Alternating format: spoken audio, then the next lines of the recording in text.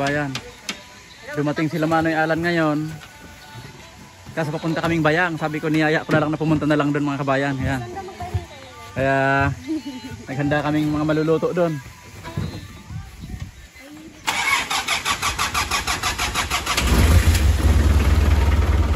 Ayan, kilo mga kabayan. Yan kami mga kabayan. Magmumotor lang kami ni Mrs. Kasi yung kulong-kulong ko mga kabayan, dito lang yan sa bahay kasi maiiwan dito si Clean. Yan, ito naman tricycle mga kabayan, maiiwan lang to dito kay Clean. Kasi baka may magpa-pick up ng Copra, may magagamit siya. Yan, si Clean ang magbabantay dito sa magbibita ng Copra. Yan, silang lahat, dito sila lahat sa pick up mga kabayan. Si Oreo mga kabayan, gustong sumama kasi hindi niya kayang umakyat. Yan, iakyat ko na lang siya mga kabayan. Oreo, dito. Dito.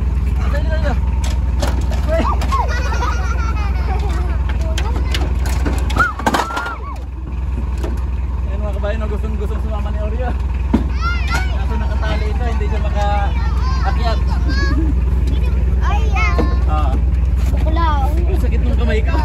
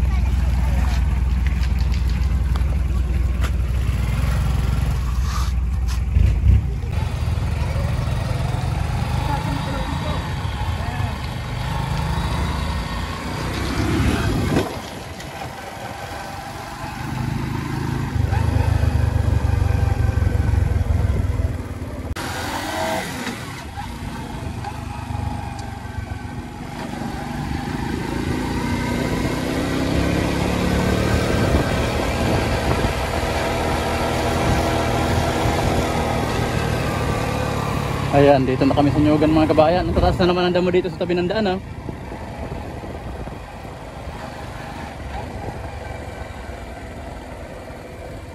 Ang bilis lang tumubo ng mga damo.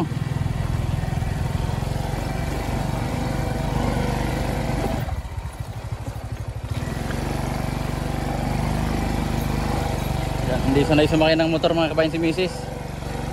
Magalaw.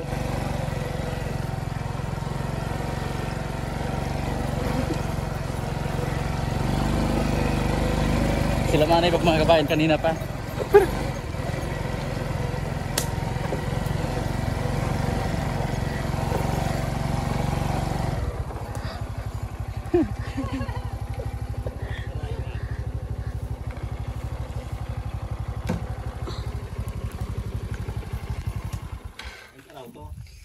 Ka-pick up. Para pakaray mo niya ako may maabot ng bisita.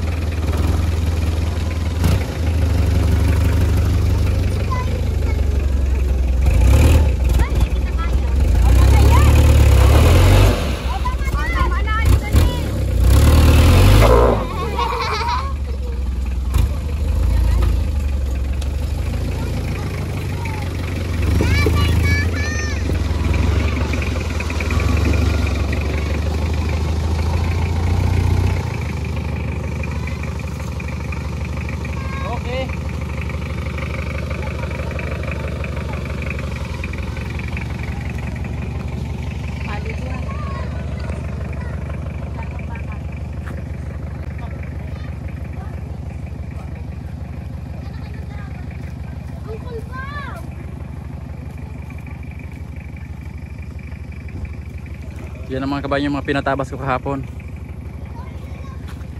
Yan, tinatayo namin dito para matuyo agad. Ayun mga kabayan, no, may kasamang aso si Tilo. Ayan.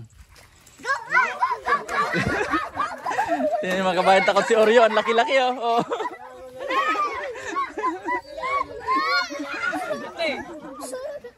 Takot mga kabayan si Oreo. Ang laki-laki. Sige, sige Tilo, bitiwan mo. Kaya may takip to sa bibig Kaya para may... hindi makakagat. Oh. Kawawa man si Oreo ay. Oh, dahil na baga oh. Ah, pinapasinsyahan lang pala ni Oreo. Nagpapasarog oh. Yan, tumatabi mga kabayan kay Mrs. Pero pagalma na yung tiro. Ay, garo gusto magpakarga ngayon. Pinapapurog man talaga. Sige, sige, bitiwan mo. Bitiwan mo. Sayang mo na. Ayun mga kabayan no. Garo nagpapasurog mo pati si Oreo. Takot naman baga, takot naman. Hirak man, kawawa man si Oreo, nagpapakwan no. Anong Tagalog sa nagpapasurog? Tingnan mo.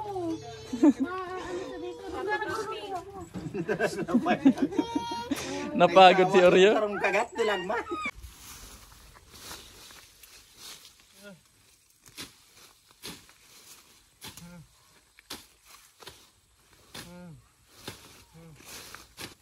Yan ay mga kabayan no.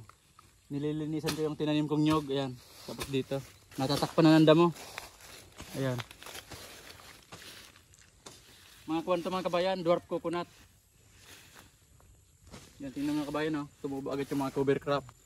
Ngayon, bibili ako ng kuhan, yung sprayer ng para sa damo. Tapos gagamit ako ng mga kuhan, pamatay damo.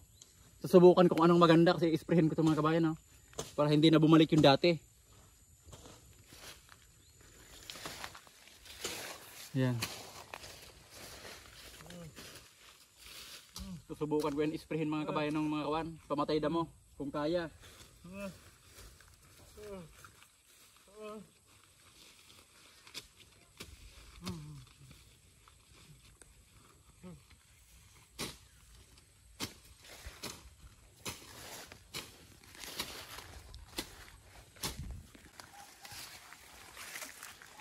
Yan mga kabayan no.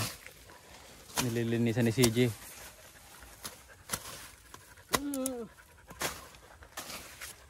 Ito. Yan, pag dumating mga kabayan yung orderin kong pamatay damo saka yung sprayer. Susubukan ko itong mga ganitong klase oh. Ganyan ang marami dito, cover crop tawag dito. Dati dito sa amin binibili yung bunga niyan, cover crop. Parang kanyan mga kabayan, parang munggo ang bunga niyan. Ngayon wala nang bumibiling ganyan. Yan, di bali yung matataas na kahoy, agad dito na ang pumalit, cover crop. Kung kaya tong patayin ng mga nabibiling pamatay damo, mas maganda mga kabayan, madali lang yan isprayin. Ayan, ayan na yung mga nyog ko, napalinisan ko na yung mga nyog. Ayan. Ayan na yung tinabas namin dati. Yung okra mga kabayan, no? Mga payat, iwan ko kung mamunga ito. Ayan o. Ayan o. Ganyan ang itsura ng mga tumubong okra. Parang may mga dumidilaw-dilaw dito sa mga dahon.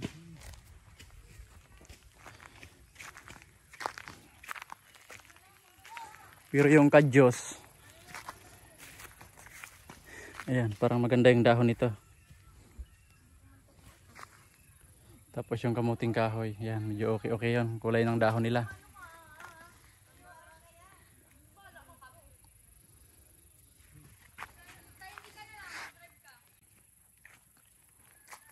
Yan, di bali ito na yung nalinisan namin ngayon mga kabayan, no?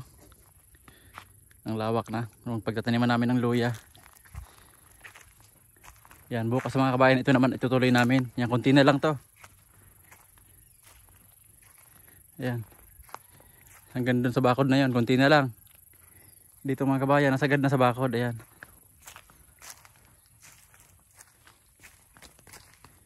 Ayan mga kabayan, no? Bilog-bilo na yung luya dito. Ayan. Ito yung tinanim ko nung nakaraan.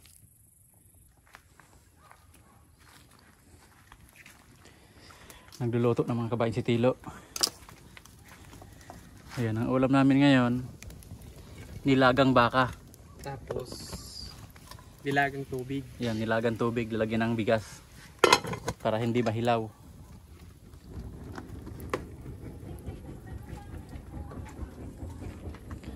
Asan yung duyang ko? Pati si Roma, no?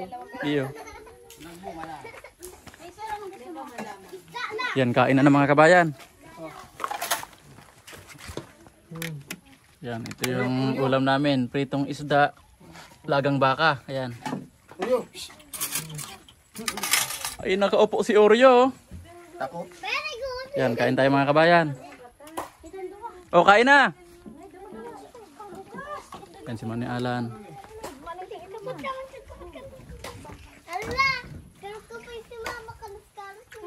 O, kain na! Ayun pa yung mga bata mga kabayan na naglalaro. Ayan pa yung lagang baka. Nalusaw yung repolyo. Ayan si Oreo mga kabayan. Oh. Ano sa'yo mong ulam? Isda lang? Oh, Sil, mahulog ka dyan, Sil! Pritong isda o yung may sabaw? Baba ka lang dito, baba lang. Ha? Sabaw. Ay, daming kanin ah. Tubig pa. Yan, kain mga kabayan. Yan, kanya-kanyang pwesto. Wala pa kaming lamisa dito. Mayroon lamisa, walang upuan. Malayo ang upuan. Yan, may round table naman kami dito. Maraming nakalagay. Ayan. Kanya-kanyang pwesto. Kaya ko ba ang baboy? Yo, kain mga kabayan. Pinili ko yung malaking ano kasi habang nagluluto ako, gutom na. Ayan, paalis mga kabayan sila Manay Alan. Ayan. Maliligo daw doon sa ilog. Kami ni Mrs. magpapaiwan kami dito kasi ang bilin ko mga kabayan Kiklain, pag may dumating na kopra, puntahan agad ako dito para makapunta ako doon. Yan, kaya kapag pumunta kami doon sa malaking sapa, hindi kami makikita dito ni Kiklain. Kung may naghihintay doon mga kabayan na nagbinta ng kopra. Kaya kami ni Mrs. magpapaiwan dito. Yan, silang lahat kasama si Hazel mga kabayan. Maliligo sila, magsuswimming. Ayan. Hindi mo na kung sa CR.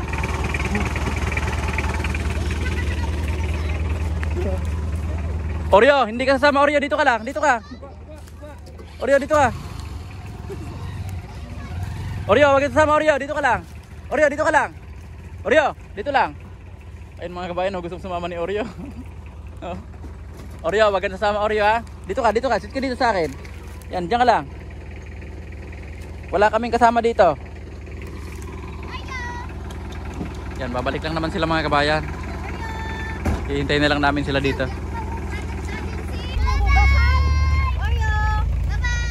Ayun mga kabayan, balik na sila.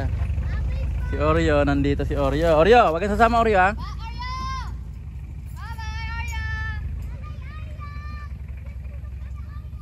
Kami na lang dito naiwan mga kabayan. Si Mrs. saka si Oreo, ayan.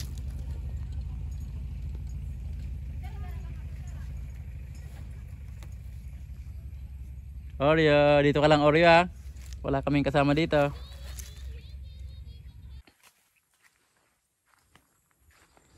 Yan, kami na lang ngayon dito mga kabayan ni Mrs. Sabi ko, uwi na muna kami. Kasi baka mamayang hapon pa sila dumating. Baka darating na rin yung kopra kasi ang sabi sa akin ngayong hapon. Yan, kaya uwi na muna kami mga kabayan ni Mrs. Yan yung mga gamit, dadaanan na lang nila dito. Yan, di ba? Ito lang mga kabayan din nila namin, no? Tuba. Tuba ito mga kabayan galing sa nyog. Yan. Hindi na malamig, ilagay ko sa freezer mamaya.